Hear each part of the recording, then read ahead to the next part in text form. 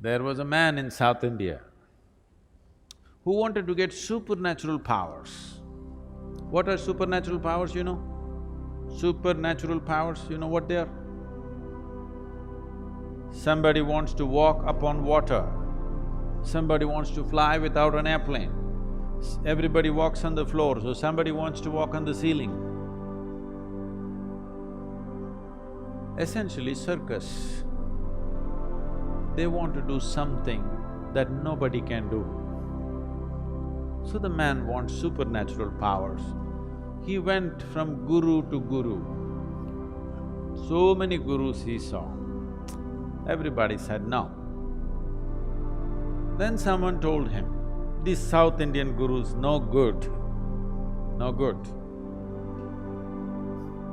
Because they're too conservative, they won't give you all this. I know a monk in Tibet where he has all the supernatural powers you want and he is willing to give it to you. Immediately our man set forth on a journey to Tibet.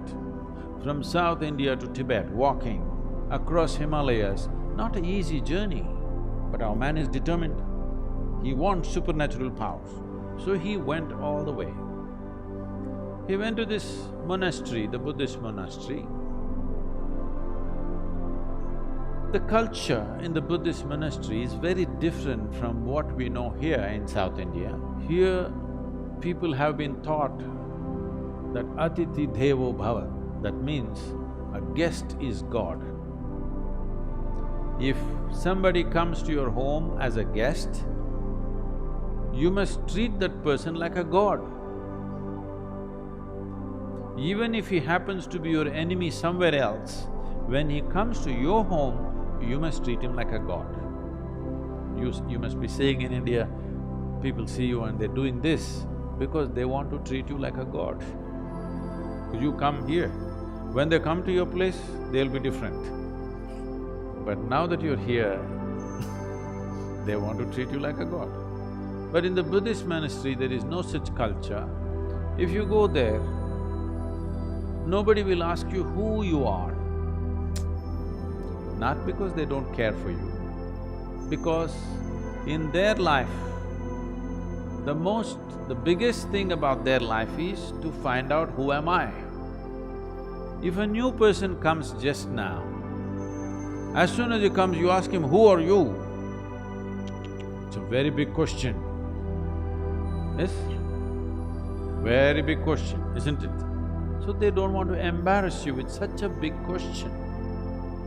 So a new person has come, if you do not ask him, who are you, what is the next possibility? Where do you come from? Do you know where you come from? Now you came from China, that's not the point. Where do you really come from, do you know? From where you came into this life, do you know? Do you know? No. Where is it? Mother. Okay, to mother's belly, where did you come? You really don't know where you came from, isn't it? So they don't want to embarrass you with that question either. A new person has arrived, you don't ask him who you are or where you come from, not much room for conversation, so they don't talk to you. Lunch means there is a bell. If you want, you can go and eat. If you don't eat, nobody will force you because fasting is an important part of Buddhist life. If you are not eating, it is greatly respected, nobody will come and say, come and eat, because they think you're fasting. This is a strange situation for this man from South India. Because in South India, you must know this, if you go to somebody's home, it doesn't matter at which time of the day you go, you must eat. You tell them, no, I just had my dinner and came. It doesn't matter, you come to my home, you must eat. Because this is hospitality. This is a sure way to the hospital. Nobody asked him who you are, where you come and eat, nothing. He just hung around. When hunger overtook him, he went and ate and just hung around. 1 day, 2 days, 3 days. 3 weeks passed away. Nobody spoke to him. After 3 weeks, the old monk who was there called him. He knows why this man has come. He said, "What will you do with supernatural powers? What will you do walking upon water? After 3 days, a boat will be better, you know. I will teach you the way of meditation. With this you can live a fruitful life." Our man said, "No, no, no, no, I don't want your meditation. You think to learn meditation I have to come to Tibet? In India we know every kind of meditation. Don't you forget, Gautama the Buddha is an export from India."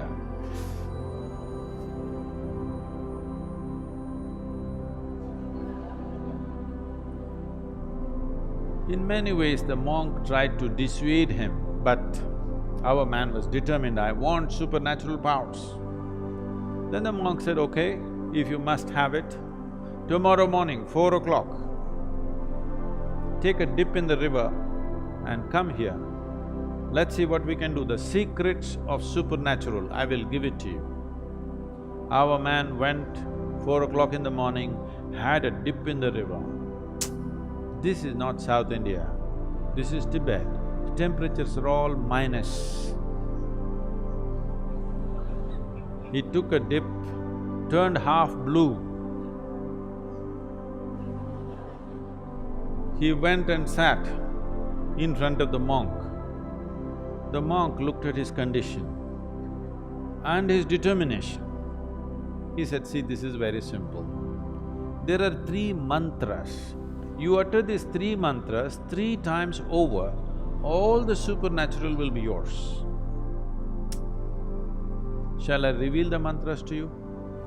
Buddham sharanam gacchami, Dhammam sharanam gacchami, Sangham sharanam gacchami. These 3 mantras 3 times over you utter, all the supernatural is yours. Only thing is, when you're uttering the mantra, you should not think about a monkey. Is that all? That is all. Can I go, please? Our man came out of the monastery really jumping with joy.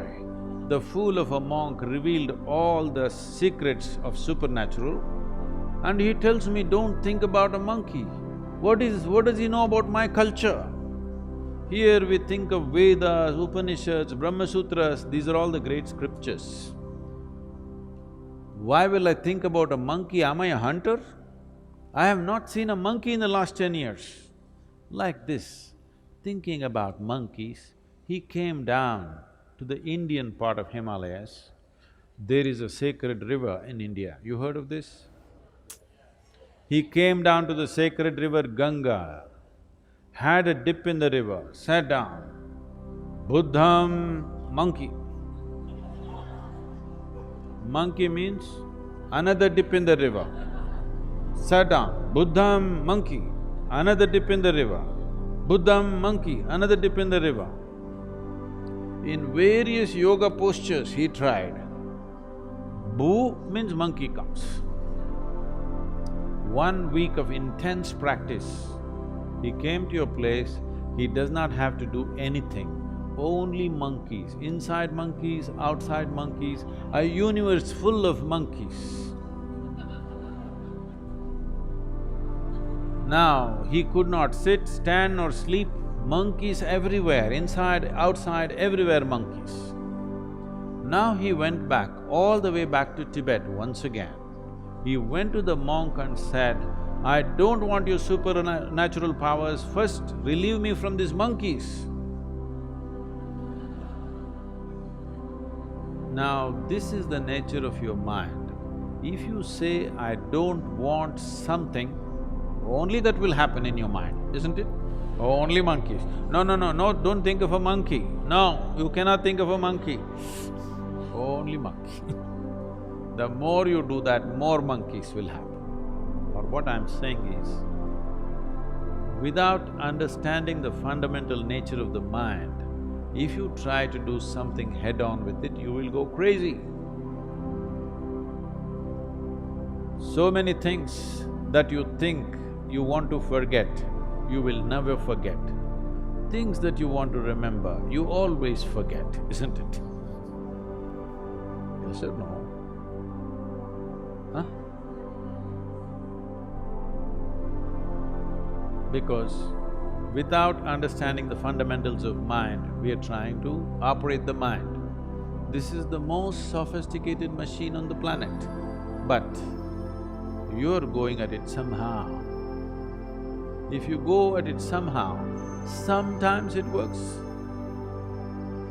Most of the time, unfortunately, most people's minds are working against those people. When you were 5 years of age, when you were only that much, how joyful you were, and today, how joyful you are. Has it gone up or gone down? That means your mind is working against you. It is working against you simply because without understanding the fundamentals of what it is, you're trying to operate it. If you have a sharp knife, you must have a steady hand, yes? Yes or no? If you have a very sharp knife, you must have a very steady hand. Unsteady hand, you will either cut yourself or cut somebody. Yes or no? That's all that's happening right now. Once you became a human being, you have a sharp knife, no steady hand. That's why yoga, to create a very steady hand, so this sharp knife can be used the way we want, that it will not cut us all the time. Right now, all the misery that you see on the planet, all the human misery that is happening on this planet, where is the manufacturing unit? Shanghai? Where is the manufacturing unit? In your mind. Every kind of misery is manufactured only here. This should be manufacturing bliss for you, ecstasy for you, but it's manufacturing misery because there's no stable platform, it's all over the place. Once this mind begins to work for you, once you are blissful by your own nature, there is no fear of suffering. Once you become like this within yourself, that your mind takes instructions from you, whatever happens, I will keep this blissful. This will become magic. This will become a fantastic instrument of well-being. Now you would like to explore the full depth and dimension of this life.